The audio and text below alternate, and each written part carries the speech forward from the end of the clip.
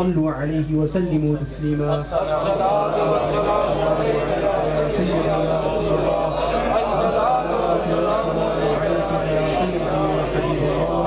الصلاة والسلام عليك يا سيدي يا رسول الله. الصلاة والسلام عليك يا سيدي يا حبيب الله. Assalamu alaikum wa rahmatullahi wa barakatuh. To our distinguished guests, to our brothers and sisters in Islam. Inshallah, being in 5 minutes to do a brief talk. So the topic of my talk today is why do we have the gatherings that we do? And you have to ask yourself, when you sit in these mahafil, what is the purpose of you gathering in such a way to discuss the life and the actions and the words of Sayyidina Rasulullah sallallahu alaihi wasallam? And when you come and sit in these gatherings, the reality of these gatherings is you're here to change your lives. You're here to listen, to see, to learn something, a simple fact that you can take away from these mahafil and implement within your lives in such a way that the next day is better than the last. And within Islam, there's two types of wahi. There's wahi matlu' and wahi ghayr matlu'. So there's two types of different sciences.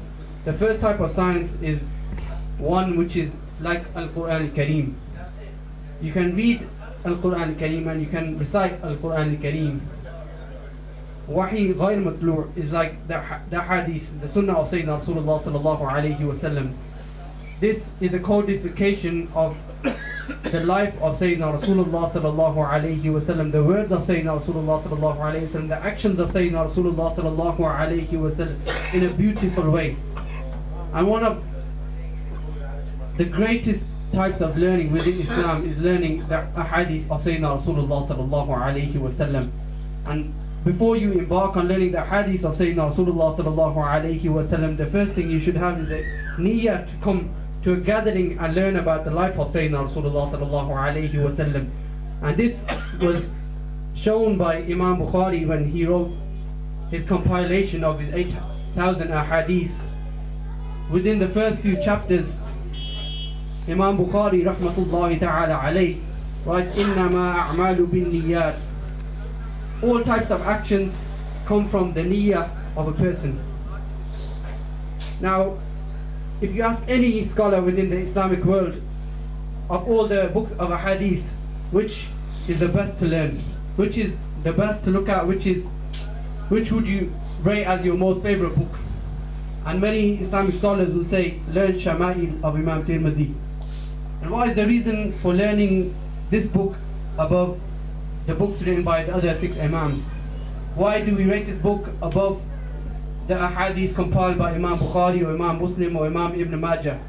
And the reason why we say to learn Shama'il is because this is the only ahadith collection that's written specifically all about Rasulullah sallallahu alayhi wa sallam. Now this book was compiled about 200 to 220 Hijri by Imam Tirmidhi, and it consists of 400 ahadith spread across 55 chapters, all about every action of Rasulullah sallallahu alayhi wa sallam. And inshallah within this talk I'll narrate one ahadith. So within one of the books of the 56 chapters within this book, it was said by Abdullah bin Mas'ud radiyallahu ta'ala anhu that in the presence of Sayyidina Rasulullah sallallahu alayhi wa sallam, I was told to recite from Al-Quran Al-Kareem. And Abdullah bin Mas'ud radiyallahu ta'ala anhu said to Rasulullah sallallahu alayhi wa sallam, Ya Rasulullah, shall I recite from Al-Quran Al-Kareem now, or would you like me to recite when Allah Azza wa Jal has revealed to you more verses of Al-Quran Al-Kareem? And Sayyidina Rasulullah sallallahu alayhi wa sallam with a blessed tongue replied that please read now, because I enjoy listening to the verses of Al-Quran Al-Kareem from one of my ummatis. So on opening Al-Quran Al-Kareem, Abdullah bin Mas'ud radiyallahu ta'ala an happened to open the page in the last quarter of the 4th juz of Al-Quran Al-Kareem, and on reciting the 41st ayah of Surah An-Nisa, tears came from the Prophet's eyes. And Abdullah bin Mas'ud radiyallahu ta'ala an said, Ya Rasulullah, why are you crying? And Sayyidina Rasulullah sallallahu alayhi wa sallam replied to their companion that do you not take heed of the words that you have read?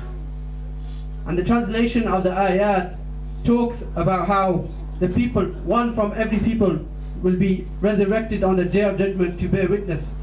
And against these will be Rasulullah sallallahu alayhi wasallam. And Rasulullah sallallahu alayhi wasallam replied to Abdullah bin Mas'ud radiyallahu ta'ala an, that when the day comes where I will have to bear witness against one of my ummatis, this is what brings me tears to my eyes. Because I fear for that ummati that I have to bear witness against him on Yawm al-Qiyamah. Imam Nawawi rahmatullahi ta'ala alayh writes in the commentary that of the people who cry on reading the recitation of Al-Quran al-Kareem are amongst those who are the arifeen, the salihin. They are the most pious of you. And these people have been praised by Allah Azza wa Jalla in Al-Quran al-Kareem in Surah Maryam ayah 61 and Surah Isra ayah 107. Now when you look at the life of Sayyidina Rasulullah sallallahu alayhi wasallam, it teaches you a beautiful lesson.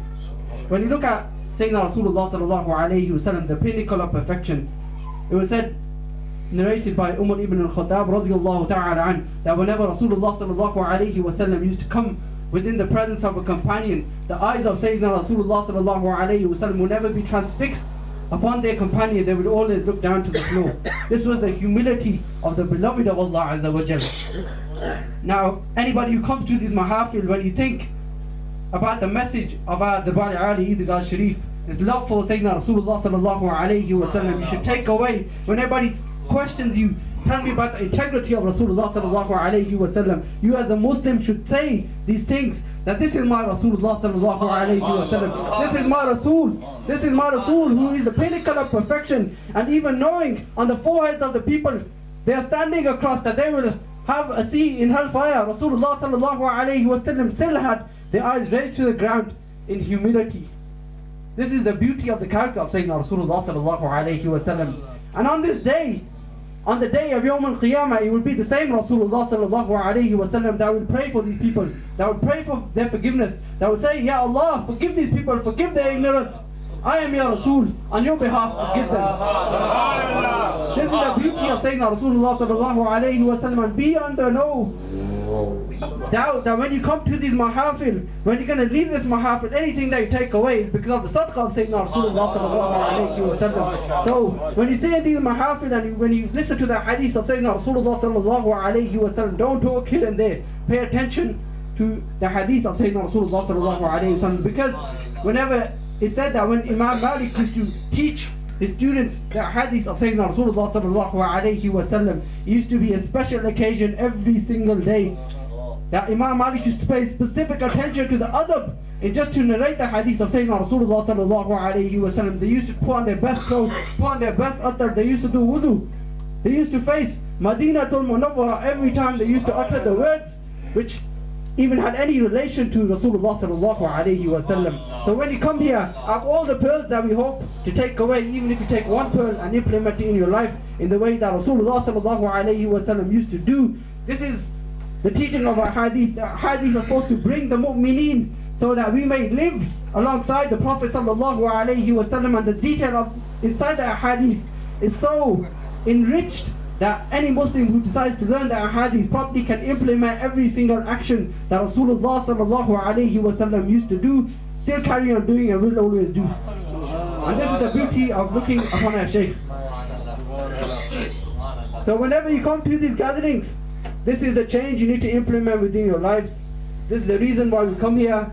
So when everybody asks you why you come to these majlus, why you sit down, why you're gathering, it's about taking even one small fact away and implementing it within your lives and saying, I learned something from my Shaykh. وَمَا عَلَيْنَا إِلَّا الْبَلَاغُ.